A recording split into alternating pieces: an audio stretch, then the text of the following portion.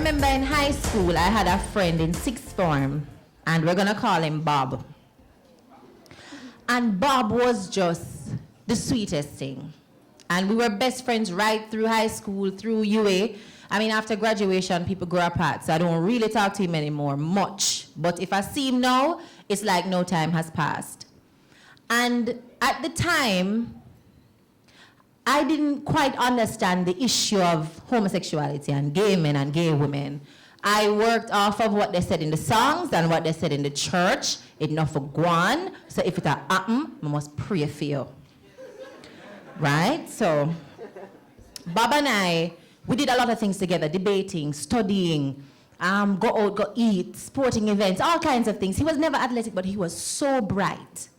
And in sixth form, boys and girls who had a problem with homosexuality because he was effeminate. And, you know, Bob can't walk unlike Bob. Bob can't only walk like Bob. So when you see Bob coming, you know it's Bob coming. Right? And Bob can't talk without gesticulate like Bob, and him can't laugh without laugh like Bob. So there was no way for him to hide it. And you could see sometimes him struggle with it, you know. He will sit there and want to laugh and just go. And him want to walk, and him a trying best, you know, 1 foot before the next, 1 foot before the next. Don't swing the hips, don't swing the hips. And as his friend, I understood why he was trying to hold it in, because people would look at him, point and him laugh. But everybody else in sixth form respected Bob. If you miss a class, you gotta check Bob, because Bob have all of the notes them. And him have mini notes, and him have photocopy of everything, and it depend on him flash drive, he can email it. Everybody want to be Bob's friend, because Bob have him thing down pat.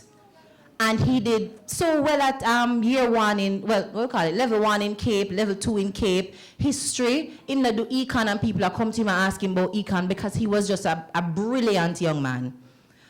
But when it didn't have to do with academics, if you see Bob on the road, apart from his friends, nobody really wanted to walk with him on the road. At school, everybody sit down with him and borrow the notebook and laugh and chat, but on the road, you don't know Bob.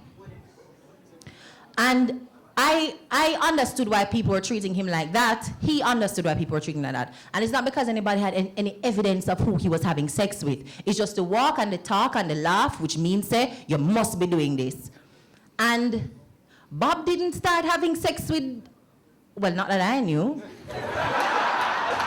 I'm not gonna come up here and swear for Bob.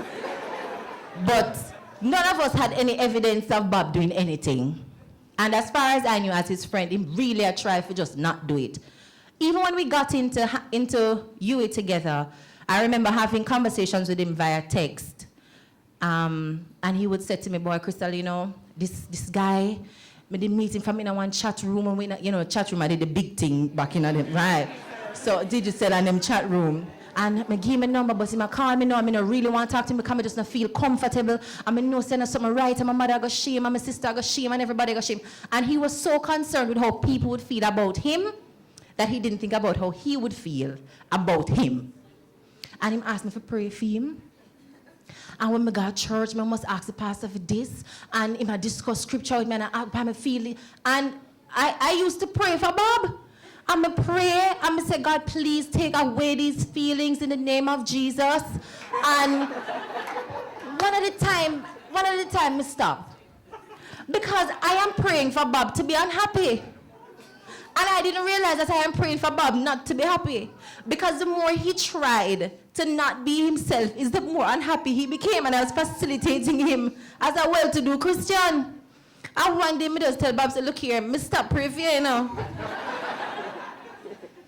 And him said, why? Because he thought it was something he had done. You know, he's a bad friend, so him good friends that pray for him. I said, no, I ask God to make you happy.